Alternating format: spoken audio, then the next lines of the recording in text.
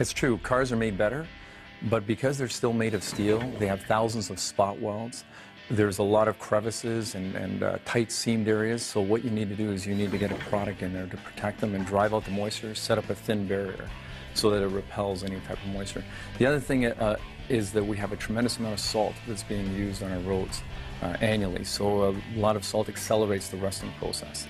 So that's really why we need to have a product such as RustCheck in the marketplace. A RustCheck is a chemical compound. It's a rust inhibitor primarily, it's a lubricant, it has a penetrant in it, it also has capillary action or a creeping agent in it so that it spreads throughout the internal part of panels. Then we have a secondary product which is called Coat and Protect. Coat and Protect is a gel formed of RustCheck. So that's mainly for the undersides of the vehicles, where the RustCheck fluid product is for the internal panels of the upper side of the vehicle. RustCheck's an annual process, and the reason an annual process is so effective is because if you try and do something once in the lifetime of the vehicle, it's just not strong enough. First of all, most lifetime type applications are sealants. They're thick.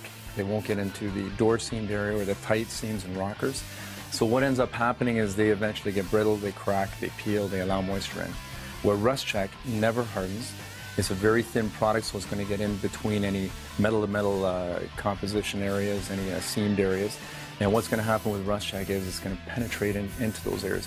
But the fact is that if you do it annually, it'll continue to keep the moisture driven out from those tight areas, or those critical areas. The best time to RustCheck a vehicle, I would say during the summer. Gives it the time to creep in all the areas before the first salt hits. Just gives it enough time to penetrate everywhere.